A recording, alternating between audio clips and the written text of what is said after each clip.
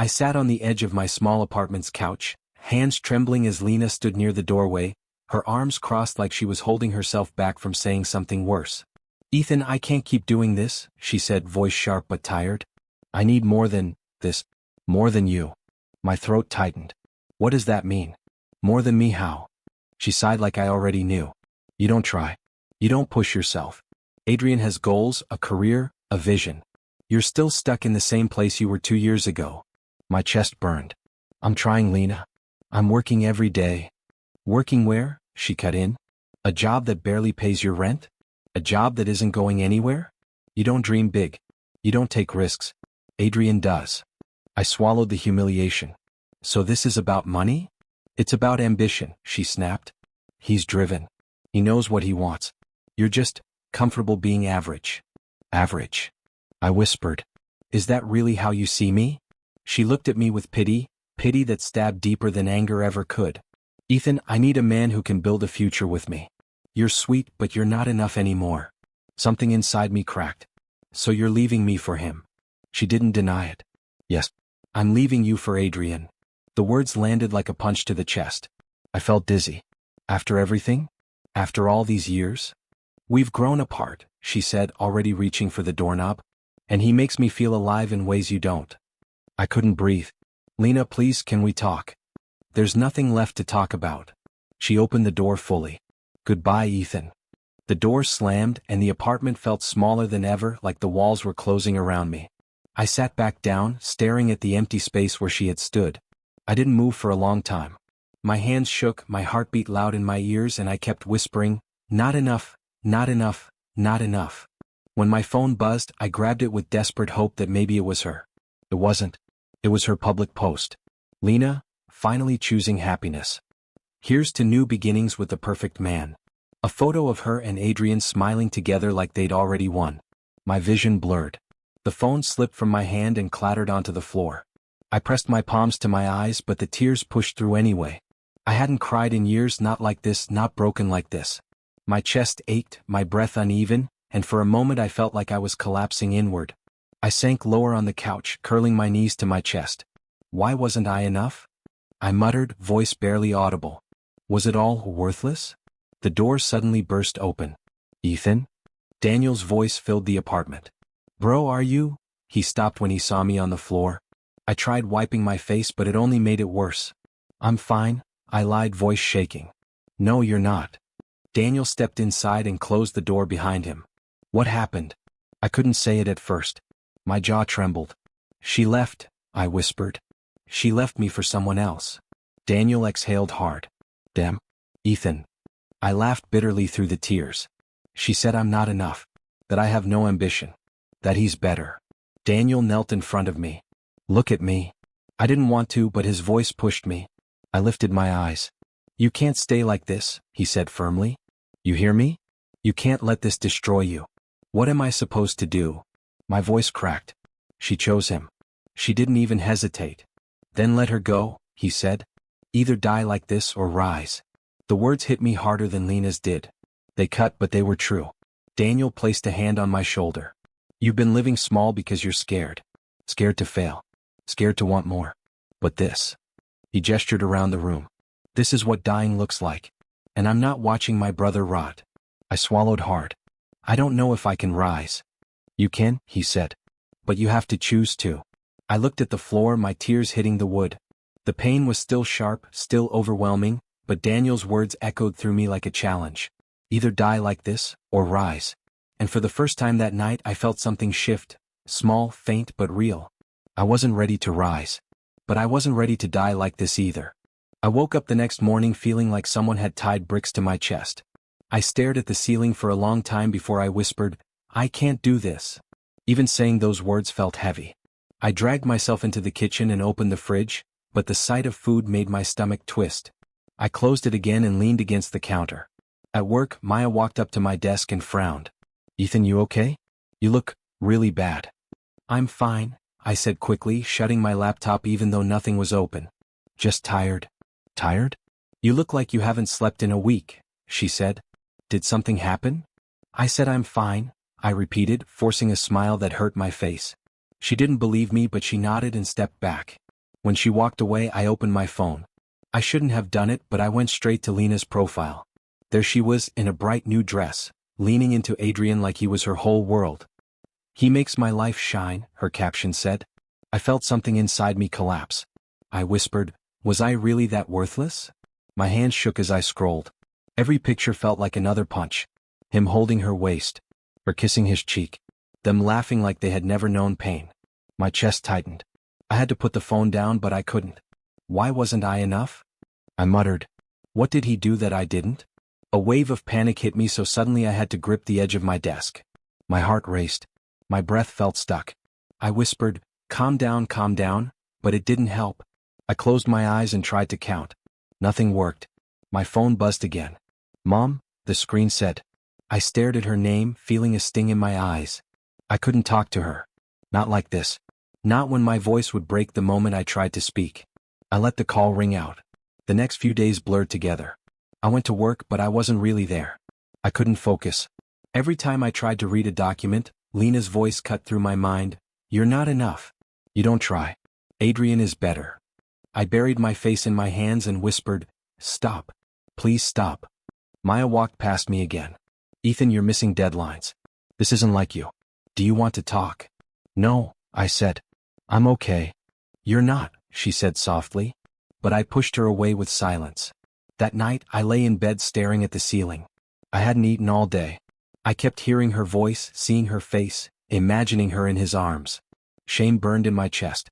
"It's my fault," I whispered. "I wasn't good enough. I didn't work hard enough. I didn't dream big enough." She was right. Sleep didn't come. I kept checking my phone even though I knew there would be nothing from her. I kept scrolling her pictures even though each one cut deeper.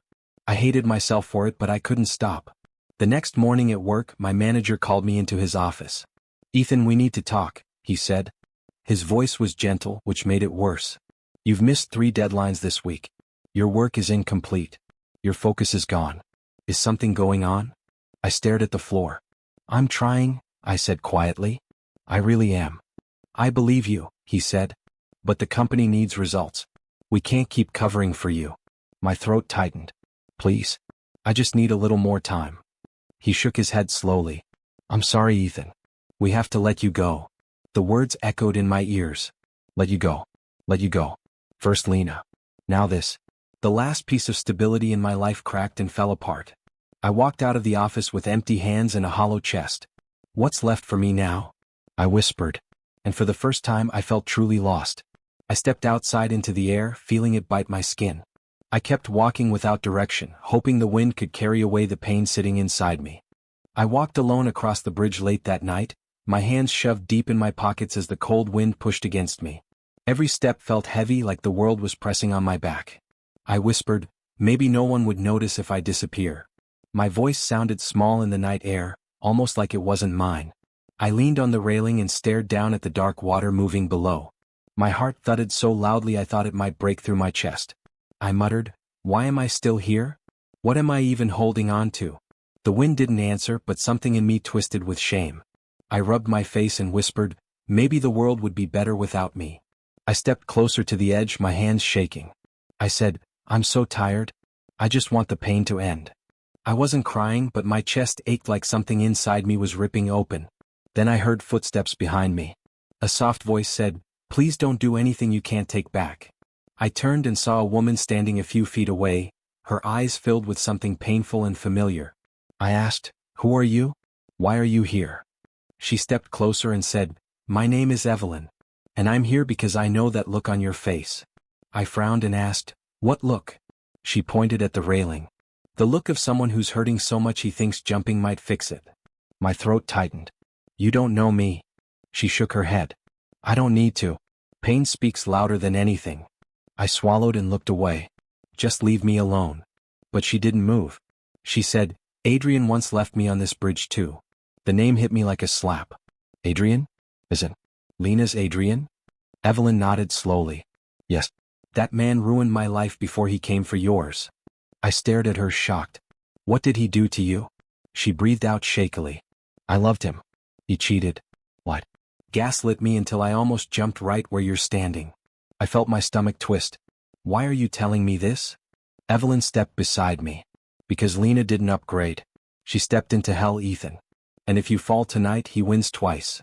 Her words cut through the fog in my mind. He wins twice. She nodded. First when he takes her. Second when he destroys you too. I breathed out, shaky and stunned. I don't want him to win. Evelyn touched the railing gently. Then step back. Choose to live even if it hurts like hell right now. I hesitated, then stepped away from the edge, my voice barely a whisper. I'm still here. I'm still here. Evelyn exhaled with relief. Good. Tonight doesn't get to be your ending. I nodded slowly, feeling something shift in my chest, small but real. Thank you. I needed someone to say that. She gave a tiny smile. Survival starts with a choice. You made yours tonight. I looked out at the dark water one last time and whispered, I choose to live. Evelyn stood beside me quietly, giving me space while still staying close enough that I felt safer. I said, I don't know what happens next, everything is a mess. She replied, then let it be a mess. Pain doesn't disappear in one night, but the first step is not dying because of it. I wiped my face with my sleeve, trying to steady my breath. I thought I was alone in this. Evelyn shook her head. You're not. There are more of us than you think, people he broke, people who survived him. Her words settled into me like a strange comfort. So, I can survive too. She nodded softly. Yes. But you survive by living, not by giving him your death. I took a shaky breath and stepped farther from the railing, feeling the cold wind hit my face like a reminder I still existed. I whispered, I'll try, even if it hurts. Evelyn nodded and said, trying is enough for tonight, Ethan. Just take the next breath, then the next one after that. I whispered, I'm still here. I stepped into my childhood home, the familiar scent of old wood and Mom's cooking filling the air. It should have been comforting, but all I felt was raw emptiness. Daniel clapped his hands once, sharp. All right, enough staring at walls. Time to get back to life. I groaned. Daniel, can't I just breathe for one day? No, he snapped. You've been dead inside for too long. One day of breathing won't fix anything. You're moving backward if you do nothing. I looked at him and muttered, I don't even know where to start. Start here, he said, pointing at my legs. Get up. Push-ups. 100. I froze. Push-ups. Yes, push-ups, he said firmly. Your body controls your mind, not the other way around. Do them. I dropped down onto the floor, every muscle protesting, but I pushed through the pain. My body screamed at me, but Daniel's voice never faltered. Again. Again. Don't stop. Later, over breakfast, he said, from tomorrow 6 a.m. wake-ups. Training, studying, therapy. No excuses. You rebuild every part of yourself. I looked at him and whispered, what if I fail? Failure is part of the process, he said. Better to fail trying than sit here rotting. I nodded silently, feeling the weight of his words sink in. Professor Grant came over that afternoon, carrying a stack of textbooks. Ethan, he said, adjusting his glasses, you can't undo the past, but you can control the future. Let's restart your education. Step by step. I hesitated. I haven't studied in years. Then start now. We'll take it slowly. One chapter at a time. I looked at the books and murmured, I'll try. You won't just try, he said with a rare smile. You'll succeed. But you must commit. Therapy sessions followed. At first I thought talking wouldn't help. But when I said, I feel worthless, abandoned, like I don't deserve happiness, the therapist nodded. You've been carrying too much. It's okay to feel, Ethan. Healing begins when you face the pain, not hide from it. I swallowed hard. Facing it hurts. Yes, she said gently. But it also frees you. Maya stopped by one afternoon with coffee. She looked at me, her eyes soft but steady. Ethan, you're not broken. You're just tired. Let yourself rebuild slowly. I laughed bitterly. Rebuild? I don't even know if I can. Yes, you can, she said firmly. I see it. Every day a little stronger. You're coming back. Small victories started stacking. I woke up early without Daniel yelling at me. I pushed through workouts, sometimes failing, sometimes excelling. I studied with Professor Grant and slowly concepts clicked. I took my therapy seriously, jotting notes, reflecting on my emotions. Then came the emails from job applications. You're hired, one said. My hands trembled as I read it aloud. I got a job. Daniel smirked. See? I told you. Life doesn't hand you victories, you take them. I paid off some debts that had been haunting me, each cleared bill feeling like a weight lifted. I started cooking my own meals, cleaning my room, keeping a schedule. I even smiled at myself in the mirror one morning and whispered, "You're still here, Ethan. You're alive." One evening, Maya sat beside me while I was reviewing bills. "You're different," she said. "I can see it in your posture, your voice. You're not hiding anymore." "I'm still scared," I admitted. "Scared of being hurt again, scared of failing." "Good," she said. "Fear keeps you alive, makes you careful, makes you push harder. You're not broken. You're becoming someone stronger." I nodded, staring at my hands. "If I ever meet her again, she won't find the same man." Maya smiled softly. "Then make sure you don't just survive. What? Live fully, Ethan. For yourself." I repeated it in my head like a mantra, live fully. Days turned into weeks. I kept pushing myself. I got up when I didn't want to, studied when my brain felt foggy, ran when my legs screamed, and talked honestly in therapy when my chest felt like it might break. Each small victory felt monumental. I called my mother once and said, "I'm doing better, Mom. I'm getting back to life." She cried softly over the phone. "That's all I ever wanted, Ethan. You deserve to be happy." Daniel clapped me on the back that night. "This is only the beginning. You've survived the worst. Now you'll thrive." I looked at my reflection in the mirror that evening. My eyes were still tired but sharper. My jaw set firmer. I whispered to myself, "I'm reborn. In my own skin. And I'll never let anyone break me again." I opened my laptop, staring at the half-finished website for my side business. Months ago, I never would have imagined myself here, building something, pushing forward, actually surviving. Noah leaned over my shoulder, arms crossed, smirking. "Finally doing something useful, huh?" he teased. "I wouldn't call it useful yet," I muttered. "Still figuring out clients, marketing, everything." "Look at you. 2 months ago you were a mess on a bridge. Now you're running a business. Don't sell yourself short." I chuckled bitterly. "Running a business doesn't mean I'm fixed. No, it means you're trying. That's the first step. Now stop whining and send that proposal." I took a deep breath. "Okay, proposal sent." Noah slapped my back. "See? Easy." Over the next weeks, small victories kept stacking. Clients responded positively, payments came in, and I started paying off the last of my debts. Each transaction, each completed task felt like a proof that I could survive. Not just survive, but control my life. One evening, I was packing up when someone knocked. I opened the door to see a woman I didn't recognize. She hesitated before speaking. "Ethan, right?" "Yes," I said cautiously. "Do I know you?" "I'm Clara." "Well, Lena's sister." I froze, heart thumping faster. "What do you want?" Clara stepped inside slowly. I needed to find you. I think you should know the truth about Adrian." I stared at her. "What about him?" She swallowed. "He's terrible. Cheating, controlling, gambling. He's not who Lena thought he was." I felt a strange hollowing in my chest. "And Lena?" Clara's eyes softened. "She cries almost every night. She's proud, so she won't ask for help. She doesn't even realize what she's lost, or maybe she refuses to." I took a deep breath, letting the information settle. I don't feel anything for her anymore. Not love, not hate. Just distance." Clara blinked. "Distance?" "Yeah," I said firmly. "It's like, she exists in a world I used to know, but now I'm somewhere else. I can't reach her, and I don't want to." Clara nodded slowly, understanding. "That's probably best." I sank onto the couch, feeling the calmness settle in. Months ago, I would have begged to know she was okay. Now, I just move on. Noah appeared behind me with a bag of takeout. "You're glowing, man," he said. "New business, new mindset. You're different."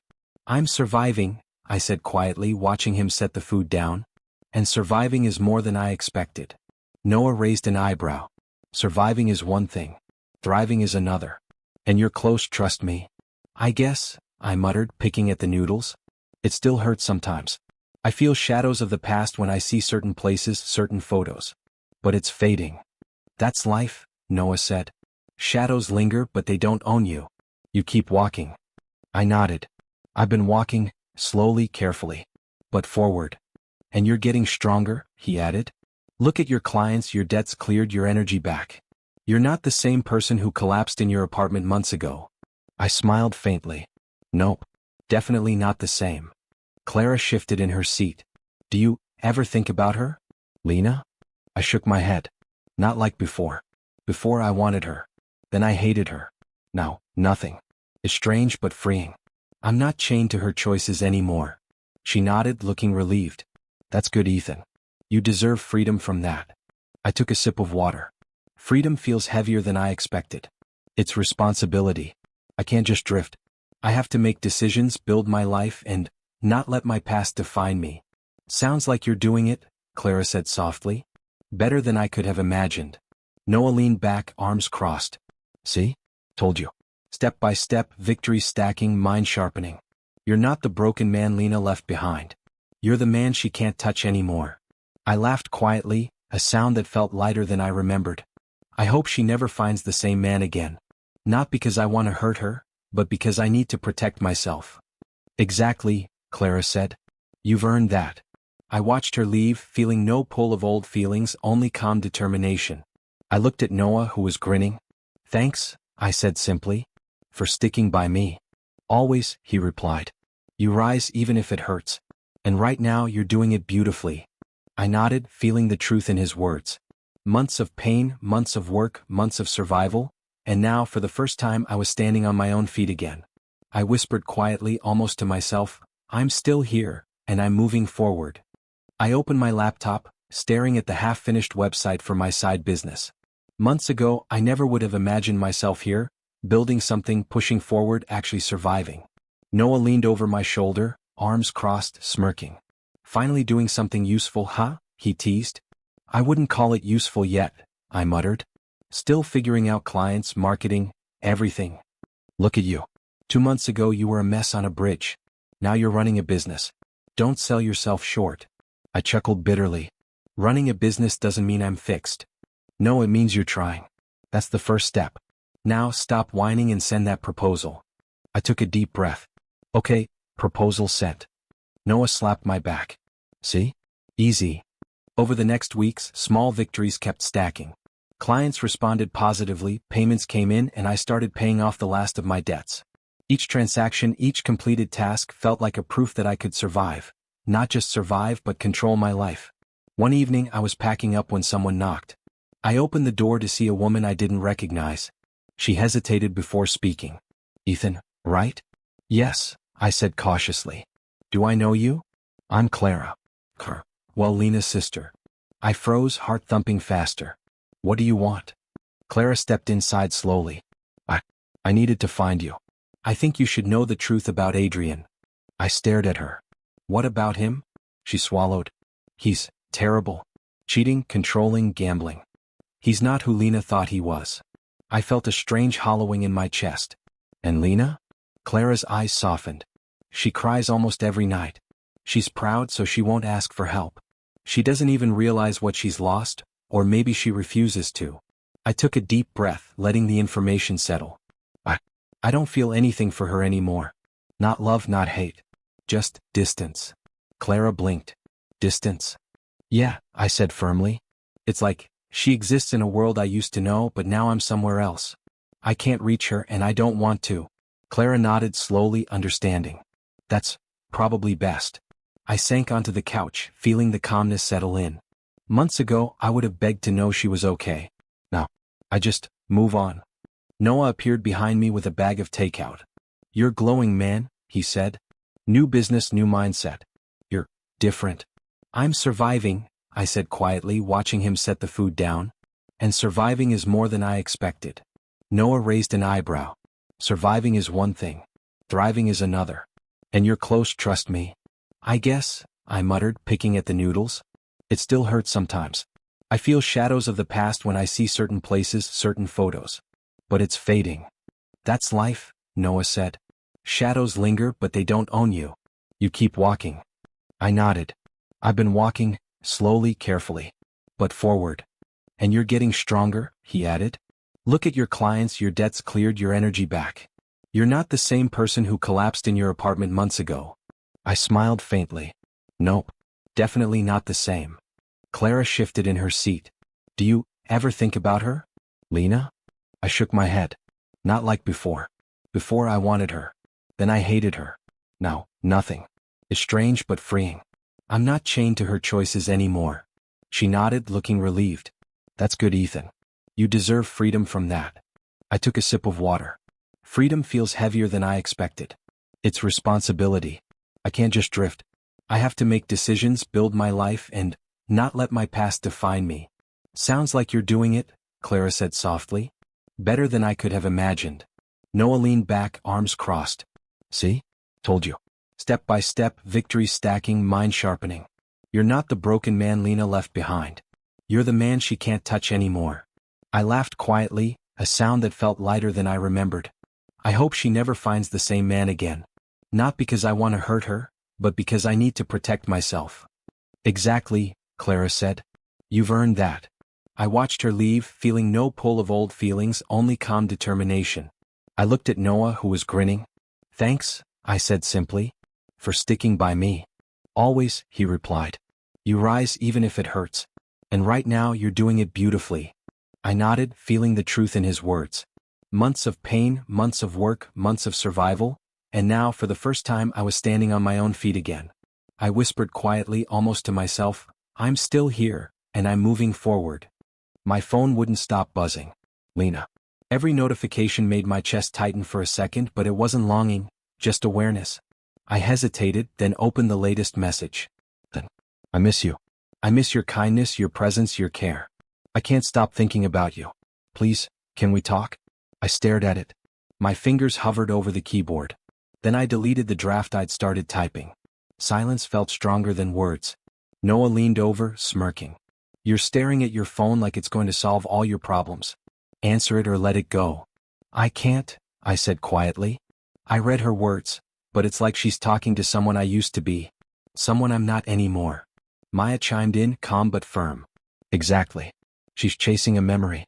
You're living in reality. That's why you don't reply. Daniel's text came through. Ignore her. You've rebuilt your life. She's just a shadow from your past. Don't let nostalgia trick you. I put the phone down, exhaling slowly. It's not easy, I admitted. Seeing her messages, knowing she's desperate, it stings but differently now. That's because you've grown stronger, Noah said. You survived. You built a life. She can't touch that anymore. Over the next few days, her messages poured in, long, frantic, pleading. Then, I realized how selfish I was. I hurt you more than I can ever explain. I miss the man who always listened, who never judged. Can we meet? Please, just once. I read it and laughed quietly, more out of disbelief than amusement. She's talking to a ghost, I said. Maya leaned back. Exactly. That ghost isn't answering anymore. Daniel called later. Still staring at the screen? Yeah, she's not someone I lost. She's someone who broke me. That's the clarity you need, he said. Remember why you left, remember what you've survived. Then came Clara's message. Adrian's empire is collapsing. Fraud, debt, breakup. Karma's catching up. I couldn't suppress a small smirk. Finally, I muttered. He's getting what he deserves. Noah peeked over my shoulder. Looks like the world isn't blind. Good riddance to him, right? Right, I said. But I didn't feel triumphant, just calm. Another message appeared from Lena. Then, I just found out about him. All the lies. The cheating. I was wrong. Leaving you was the biggest mistake of my life. Please, I don't want to lose you again. I stared at the screen. My chest was steady, no racing pulse. She's not talking about me anymore, I whispered. Maya glanced at the screen. Exactly. You're untouchable now. You're not the boy who cried for her anymore. I didn't respond. I didn't need to. Her messages could stay unread. My life had priorities. My work, my friends, my progress. The news about Adrian's public downfall spread fast. Fraud charges, bankruptcy, scandals. Lena's social media became quiet, her desperate attempts at influence failing. Watching it unfold, I felt nothing. Not satisfaction, not schadenfreude, just understanding. Lena sent another. Then, I know I hurt you. I see now who you are. I regret leaving. Please, let me back. I read it once, then swiped it away. My thumb hovered over reply, but no words came. She was chasing someone I used to be. I was living as someone I chose to become. Noah tossed me a stack of new client files. Rise, man. Keep climbing. Shadows are behind you. The present is yours. I nodded, feeling the truth in his words. The shadow of the past can't reach me anymore. I have the light of the present, and that's enough. Maya smiled knowingly. Keep focusing on your life. Lena's chasing someone who doesn't exist. You're safe from that now. Daniel texted again. Don't forget. Shadows linger, but light always wins if you stay focused. I looked at the office window, my reflection staring back. Stronger. Confident. Calm. Untouchable. I whispered to myself softly like a mantra, I rise. I move forward. I'm free. Lena's messages kept coming, desperate, regretful. But I didn't read them. I didn't need to. She belonged to her story and I belonged to mine. I had survived betrayal, rebuilt myself, and reclaimed my life. The past existed only to remind me how far I'd come. Each day I worked, laughed, and grew. Shadows of old pain flickered at the edge of my vision, but they no longer controlled me. I had the light of the present, and I chose it over the past. Every unread message from Lena became proof of a choice I made for myself. Not revenge, not malice, just freedom. I whispered again, quiet but firm, I rise even when it hurts. I rise no matter what shadows try to follow me. And I did. I was in the small cafe I had claimed as my temporary office when I saw her. Lena. She stood near the entrance, trembling, hair tangled, tears streaking her face. I didn't move. My chest tightened, but I didn't flinch. Ethan, she whispered, her voice breaking. Please. I need to talk. I can't keep going like this. I kept my hands in my pockets, calm. You've said a lot already. She took a hesitant step forward. I know I hurt you. I know I was wrong. I left the man who cared for me the most. I don't need the perfect man. I need you. I looked at her, really looked. The woman standing before me was not the girl I had loved. She was fragile, desperate, stripped of pride. The man you left, I said slowly, no longer exists. Her hands shot out, gripping my arm. I felt the desperation in her touch, the weight of her regret. Please, Ethan, just one chance. One conversation. I can't live with this guilt. I shook my head slightly. You think one conversation can fix years of pain? One apology can undo everything you've done? It can't. And even if it could, I'm not that man anymore. She sank slightly on her knees in front of me, gripping my coat, whispering brokenly, I destroyed my own life. I didn't realize. I didn't understand. Maya's voice echoed from across the cafe, soft but firm. Ethan, remember yourself. You've built a life. You're not a victim anymore. Don't let her pull you back. I closed my eyes for a moment, feeling every ounce of the past. The betrayal, the nights of silent suffering, the days of climbing back from despair. I opened my eyes, calm. Maya's right. I'm not the boy you left behind. I'm not that man. Lena's face crumpled, tears falling freely now. But I thought I wanted someone perfect, someone like Adrian. I didn't see you. You never did, I said quietly. Not until it was too late. And now, I can't give you what you want. Not because I don't care, but because the man you want is gone. I've moved forward. She clutched my arm tighter.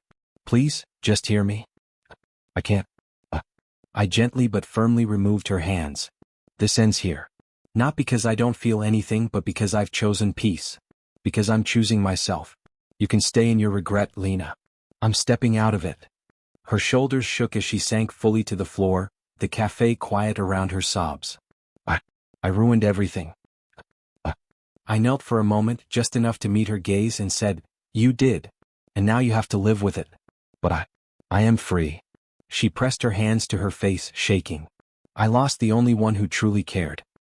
I didn't deserve him.